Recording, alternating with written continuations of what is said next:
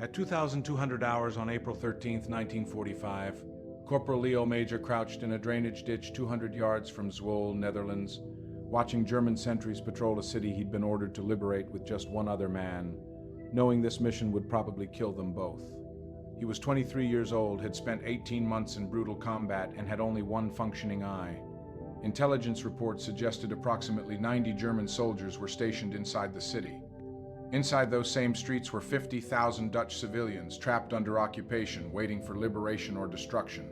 The Canadian First Army had already prepared its plan. At dawn, artillery would rain down on Zwolle. Every building, every street, every suspected German position would be flattened if necessary. It didn't matter who was inside, German soldiers, Dutch civilians. Anyone in the way would be caught in the blast.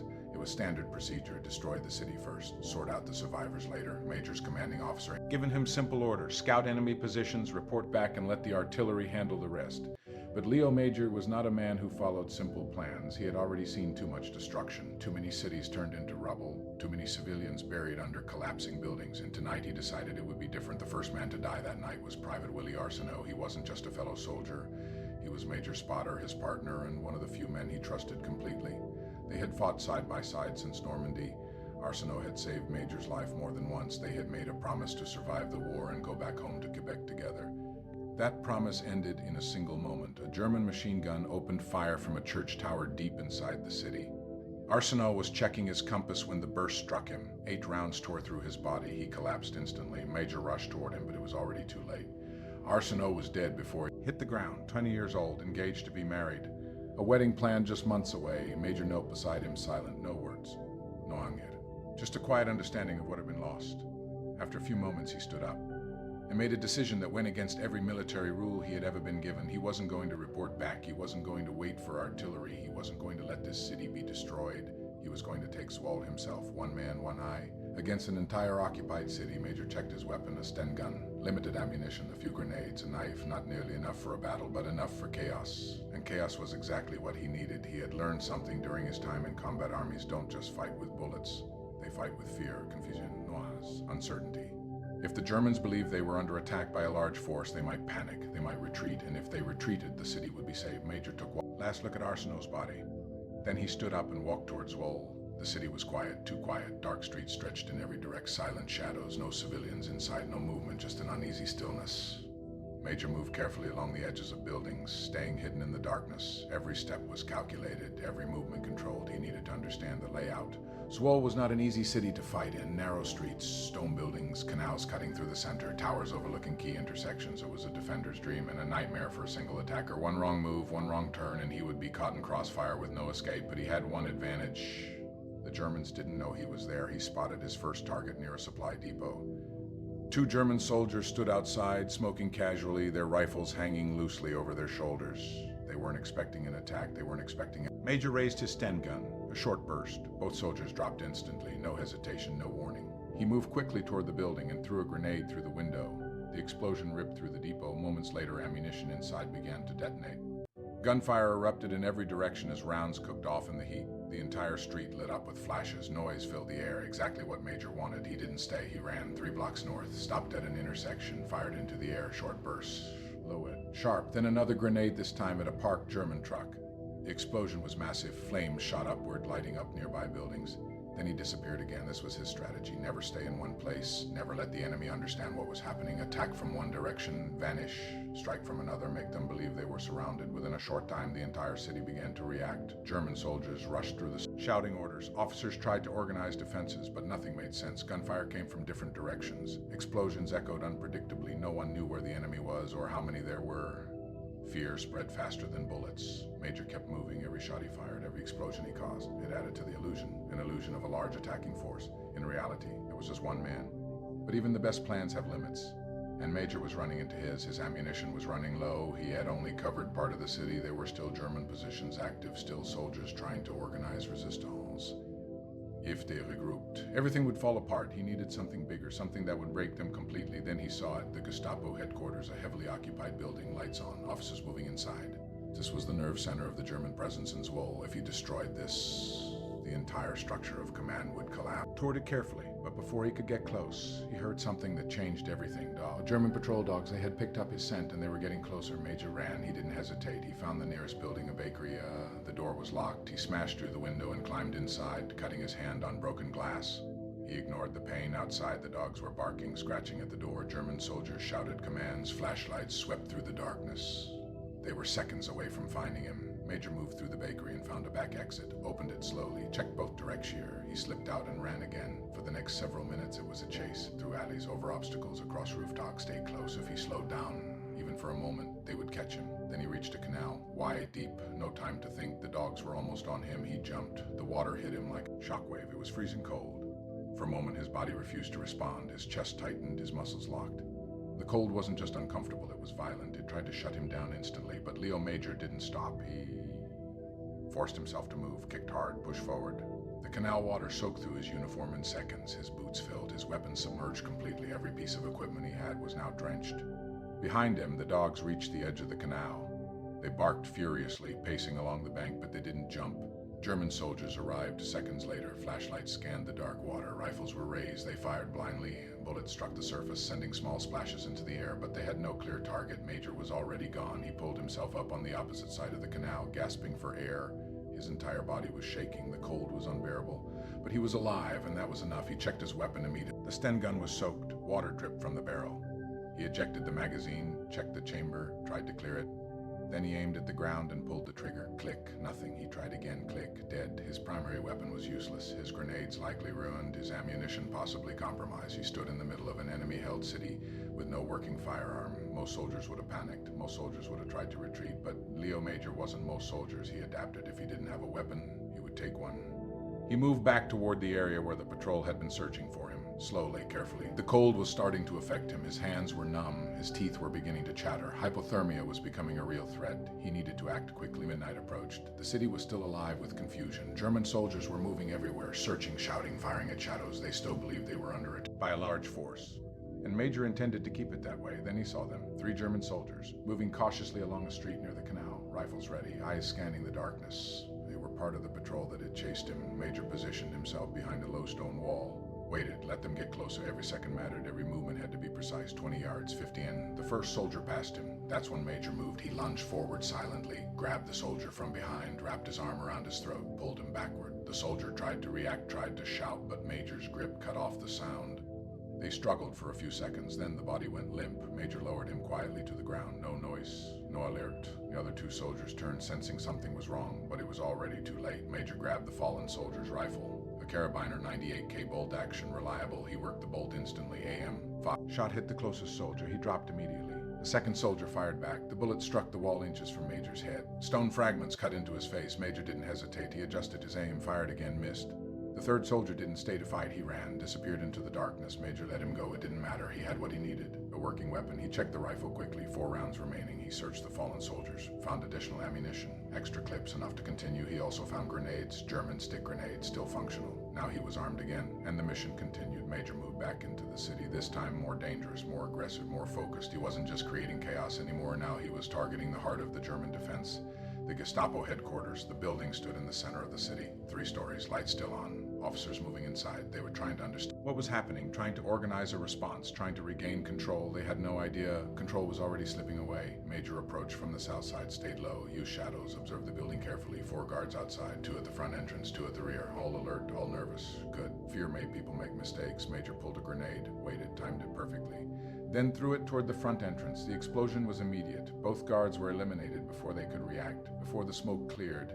Major threw another grenade through a window. The blast shook the entire building. Glass shattered. Shouts erupted from inside. Major stepped forward and opened fire. He didn't aim for specific targets. He aimed for impact. Shot after shot, window after window, breaking lights, destroying visibility. Panic.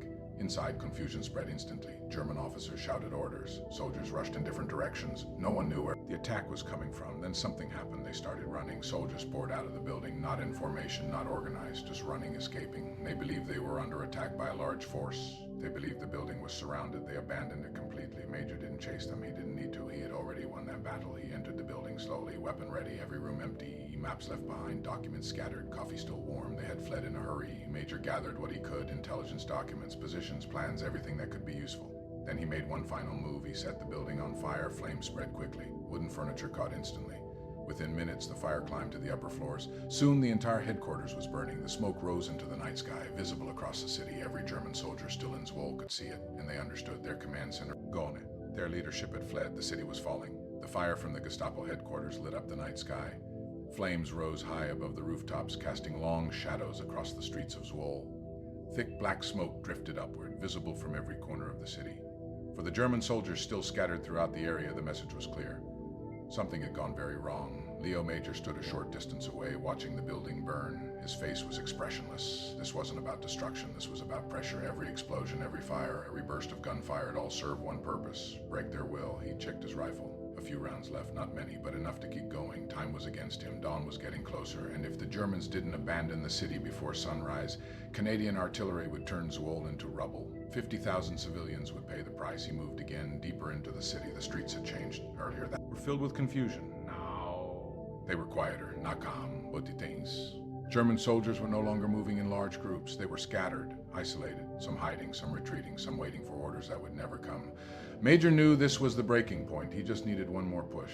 As he moved past a narrow street, he heard something unexpected. Voices soft, careful, not German, Dutch. He approached slowly, weapon ready, knocked on the door. A pause. Then another knock, this time in a pattern used by resistance fighters. The door opened slightly. An old man stood there. Teen, tired, eyes filled with suspicion and hope. "You are Canadian?" Major nodded. "You are alone?" Another nod. The man hesitated for a second, then pulled him inside quickly. They moved down into a basement, and what Major saw there stopped him for a moment. Dozens of civilians. Children, elderly people, all hiding, all waiting, all terrified. They had been expecting death from the sky at dawn. A woman stepped forward. She spoke English. "How many soldiers are with you?" Major looked at her. "Just me." Silence filled the room. No one spoke, no one moved. One man laughed nervously, another shook his head in disbelief. A woman began to cry. One soldier. All of this, the explosions, the fetish. One man? The woman looked at him again. "The Germans think you are many." Major gave a short nod. Good. The room erupted in whispers, people talking over each other, trying to believe. But Major didn't have time. "Where are the German positions?" The woman quickly brought out a hand-drawn map. The resistance had been tracking everything. She pointed. A barracks here, a motor pool near the station, and a machine gun at the main bridge. Major studied the map carefully. How many soldiers? Maybe 30, maybe 40 left. That was it. The rest had already fled or were scattered. Major folded the map in his mind. Every location, every route. This was the final stage. The woman grabbed his arm. "You cannot do this alone." Major looked at her calmly. "I've been doing it alone all night." He turned and walked back out into the darkness. Behind him, the civilians watched in silence and praying, all understanding one thing: their survival depended on him. At 1:20 a.m., Major approached the German barracks, a large building, fortified, windows covered, sandbags at the entrance, inside movement, soldiers packing equipment, preparing to leave. They were already losing confidence. Major didn't hide this time. He walked straight toward the entrance. Out in the open, the guards saw him immediately, shouted warnings, raised their rifles. Major didn't stop. He raised his rifle and fired. First guard dropped. Second guard, another shot down. No hesitation, no pause. Major reached the door, kicked it open, and walked inside. 18 German soldiers turned toward him. "For un moment," moved one man, standing alone in the doorway. Then chaos exploded. Gunfire erupted. Bullets slammed into walls. Major dove sideways behind cover. Plaster shattered around him. He fired back blindly, not aiming, just keeping them pinned. The room filled with noise, shouting, panic, confusion. The Germans didn't know how many attackers there were. They couldn't see clearly. Dust filled the air. Major moved positions constantly, never staying still. Fired again. 2 soldiers went down, more shouting, more panic. A soldier appeared close to him just a few feet away, rifle raised. Major didn't have time to shoot. He threw his weapon at him. The impact knocked the soldier off balance. Major rushed forward, knife in hand, one quick motion. The threat was gone. He grabbed another rifle, loaded, ready, fired into the ceiling. Plaster rained down, dust filled the air. Visibility dropped. The Germans began coughing, disoriented. Major used that moment. He moved toward the exit, fired his last rounds, then ran outside. Behind him, the barracks was in complete chaos. Soldiers ran in every direction, not fighting, not defending, abandoning everything. Major stood outside, watching them go, counting. They were breaking, and one soldier start running. They rarely stopped. The night was slipping away. Every second mattered now. Léo Major stood alone in the empty street, watching German soldiers disappear into the darkness. They weren't retreating in formation anymore. They were fleeing. Fear had taken control, and that was exactly what Major wanted. He checked his weapon again, low on ammunition, exhausted, freezing, but he wasn't done, not yet. Somewhere in the city, there were still German units holding their ground, and as long as they stayed, Zwolle wasn't safe. Major moved again. This time toward the railway station. The resistance had mentioned a motor pool nearby, vehicles, supplies. If those were destroyed, it would send a final message. No escape. Regrouping, no return. The streets felt different now, quieter, not because the danger was gone, but because it had shifted. The Germans weren't searching anymore. They were hiding, waiting, trying to survive the night. Major reached the outskirts of the station, and there it was, rows of military vehicles, transport carriers, motorcycles, all parked in a large open area. A few guards remained, nervous, alert, but not prepared. Major crouched behind a low wall, observed carefully, counted position. One near the entrance, two walking patrol. He reached for a grenade, then stopped. No, too loud, too fast. This needed to be controlled, precise. He moved along the edge of the wall. Pasia. The first guard passed close, too close. Major stepped out, grabbed him, pulled him down, no sound. The body didn't move again. The second guard turned at the wrong moment, saw something, was the shot, cut him off. The third guard ran, panicked. Major fired, missed, but it didn't matter. The guard kept running, disappeared into the station building, and seconds later, shouting, alarm. So much for silent. Major didn't hesitate. He moved fast, jumped into the motor pool area, grabbed another grenade, pulled the pin, and threw it directly into the line of vehicles. The explosion was massive. Fuel tanks ignited instantly. Fire spread from one vehicle to another. Within seconds, the entire motor pool was burning. Flames roared into the sky. Heat blasted outward. Black smoke covered the area. German soldiers rushed out of the station, shouting, firing blindly. Major moved through the chaos like a shadow, fired a few shots, then moved again, never staying in one place. To the Germans, it felt like they were surrounded. Gunfire from one direction. Then another, then silence, then another explosion. It didn't make sense. How many attackers were there? No one knew, and fear filled the gaps where answers should have been. Major climbed onto a low rooftop nearby. From there, he could see everything, the burning vehicles, the running soldiers, the confusion. This was it, the final blow. But then something unexpected happened. A group of German soldiers emerged from the station, holding white cloth. They weren't running, they weren't fighting, they were surrendering. Major froze for a second, then slowly lowered his weapon. The soldiers approached cautiously, hands raised. Pachas Pali, one of them spoke in broken English. We surrender. Major stared at them. How many are left? The soldier hesitated. Not many. Others gone. Running. Major nodded slowly. It was over. Not completely, but enough. The city was breaking free. Major pointed toward the edge of the city. Go. Leave.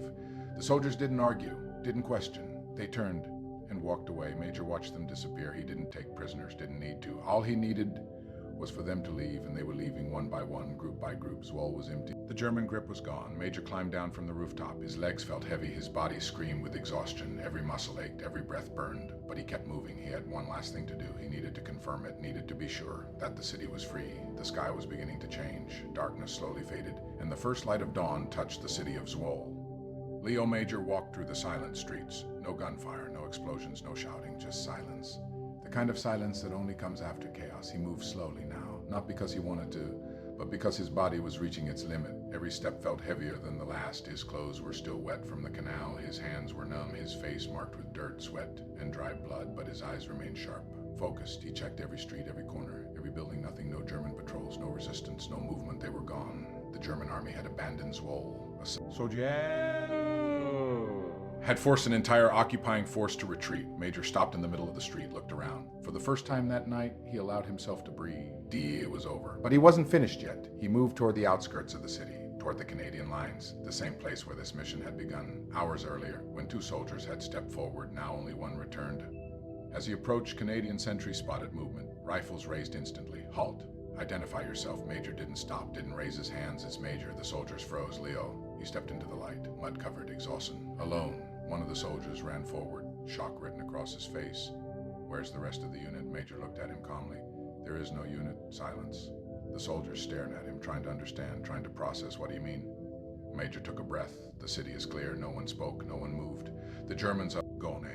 A long pause. Then someone laughed. Not because it was funny, but because it didn't make sense. You're telling us you cleared the entire city? Major didn't answer immediately. He just looked back towards Zwolle. Smoke still rising in the distance, fire still burning. Then he spoke. They left. That was all he said. Within minutes, word spread through the Canadian lines. Officers rushed forward. Commanders demanded explanations. How many enemy casualties? How many prisoners? How many units engaged? Major answered simply, I don't know. Because he hadn't been counting, he hadn't been thinking about numbers, only about the mission, save the city. That was it. As the sun rose higher, Canadian forces cautiously entered Zwolle. They expected resistance, snipers, ambushes, but there was nothing. The streets were empty. Civilians slowly emerged from their homes, from basements, from hiding places. At first, carefully, fearfully.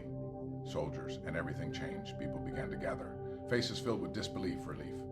They were alive. The city was still standing. No artillery, no destruction. They had been saved. Word spread quickly among the civilians. A single name. The man who had come in the night. The man who had fought alone. The man who had scared an army into retreat. Léo Major. People began began asking for him, looking for him, wanting to see the soldier who had done the impossible. But Major wasn't there. He wasn't celebrating, wasn't standing in the streets, wasn't telling his story. He was sitting quietly away from the crowd, cleaning his weapon as if it had been just another mission, another night, another job done. Days later, the full story began to spread. Officers confirmed it. Resistance members told their side. Civilians shared what they had seen and heard. Explosions across the city, gunfire from every direction, buildings burning, German soldiers running in panic, all caused by man. It didn't seem possible. But it was true. Léo Major had done what entire units sometimes couldn't do. He had broken the enemy's will, and in doing so, he had saved over 50,000 lives without artillery, without reinforcements, without support, just courage, strategy, and absolute fearlessness. Later, he was recommended for a high military honor. But here's the part most people don't expect. He refused it, because the award was to be given by a general he didn't respect. So he said no. No ceremony, no recognition, just silence, because for Léo Major, it was never about medals. It was about doing what had to be done. Yadas Later, the city of Zwolle, never forgot. They named a street after him, honored him as a hero, because they knew the truth. That one night, when everything could have been lost, one man stepped forward and changed everything. This wasn't just a war story. This was proof that sometimes one person is enough.